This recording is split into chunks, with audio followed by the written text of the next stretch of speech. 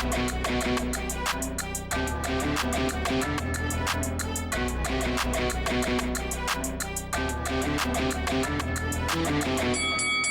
guys, welcome to Boxing Squared for boxing news and views from around the internet.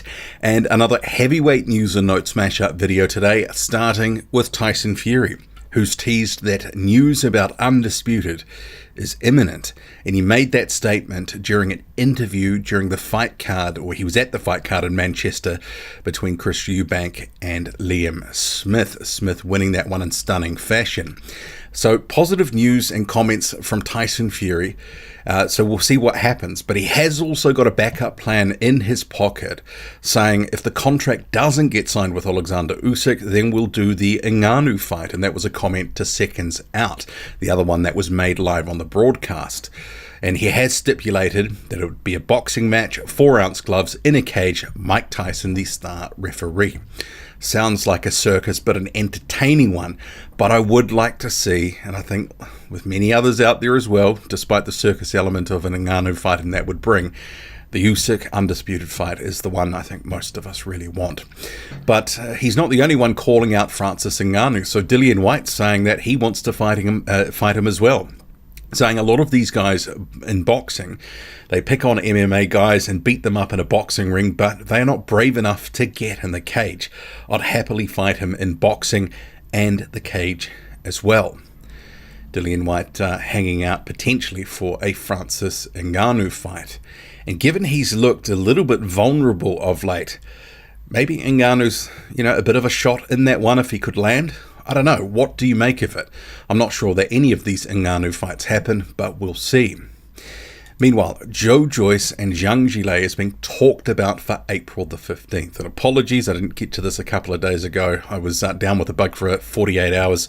But I wanted to just touch on this because I know some people will be thinking, how is this possible?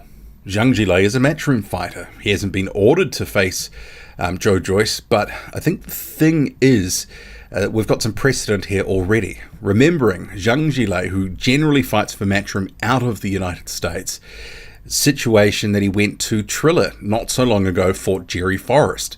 So he has been loaned out before, and if you consider that Zhang Zhilei's coming off a loss to Filip Hrgović, albeit a competitive loss to Filip Hrgović, some people thought that he won, you have a win-win situation for Eddie Hearn thinking, well, if he goes in there and he's got a lot of power and especially that left hand, and if he beats Joyce, well, then his value goes up measurably. And it doesn't really cost Matchroom anything because obviously it would be a Queensbury promotion where Joyce is at. They'd be paying his purse, etc. So it's kind of, similar, I guess, to the Andy Ruiz Jr. getting a shot at Anthony Joshua a few years ago and winning. It's just, it's all upside for Zhang Zhilei. And for Joyce, he needs an opponent. Let's face it, he's kind of going to be treading water a little bit, waiting for big opportunities to come up. If Undisputed happens, he's waiting. He's not the next mandatory in line for a title shot. That would be Daniel Dubois if Dubois was healthy, and then you have the IBF in front of the WBO. Remembering the WBO was the last mandatory, which was Oleksandr Usyk.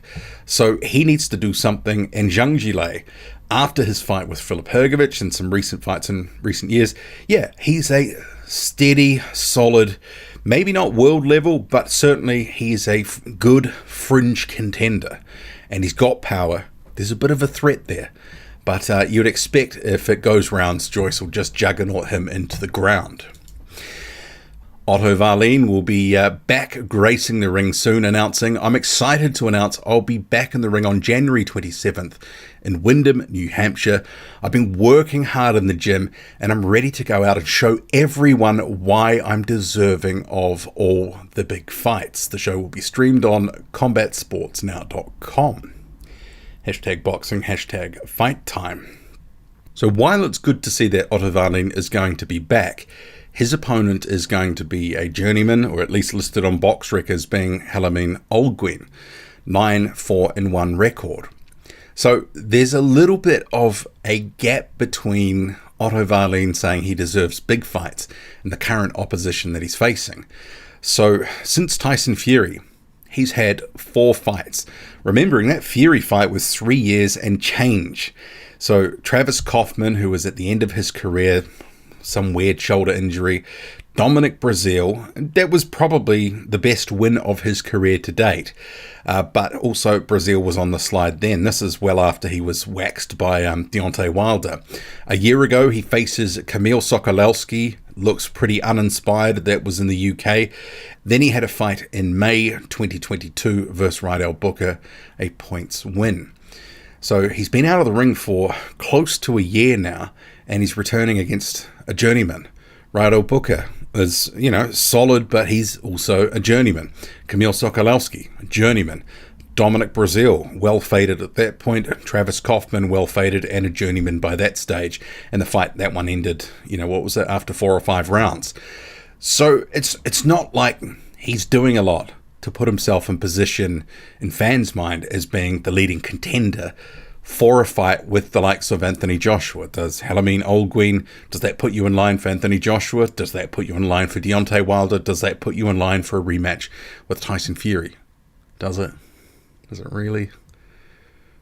How about his promoter Dimitri Salita put him in a meaningful fight? And then people will be able to go, you cannot deny Otto Wallin a shot. Someone needs to pick him up and give him that fight. Almost fought with Dillian Whyte. Whyte pulled out. There has been some talk by Dimitri Salita, who promotes Wallin, that, they could be looking at that for April or May. But let's face it, Dillian Whyte with a potential Anthony Joshua fight, June, July time, is he really going to be having some sort of a tune-up with Otto Wallin? Then, he's not. He's not going to risk what would be a multi-million-dollar payday. I mean, people just need to get real. They're just connecting Wallin's name to Whyte at this point to get some press, and it worked. But the thing is, he will not get that fight. But just facing a string of journeymen back to back to back over the course of, the past year and a half, it's pretty uninspiring stuff. I know some people get a little bit upset when you actually start to question and go, well, what's he doing to deserve a big fight? And a fight with Tyson Fury from 3 and a bit years ago? Boxing is a what have you done for me lately sport. People need to get real. So there is some fight news for Jose Larduet. So he has been added to the Universum card in February, which will be on YouTube. You've got Murad Aliyev also on that card. Junior Farr has on his Instagram announced, we'll put the poster up, of Hemi Ahio's return to the ring February the 4th. So he's returning on a card for City Kickboxing that's got a whole bundle of amateur fights, and he will be fighting as well. So undoubtedly it will be a light touch, remembering he lost to Whainga or Pilu towards the end of 2022. Julius Long and Kiki Leutele are set to fight again. They've actually fought before. So a couple of years back, or 3 years back, Julius Long and Leutele fought to a draw. You actually had Julius Long dropping Leutele twice with uppercuts in the 5th and 6th round of that fight. Didn't learn from the first mistake, paid for it with another knockdown. It was an entertaining fight, but it should have been maybe a bit more clear-cut for Leutele, who was bossing the fight largely up until that point.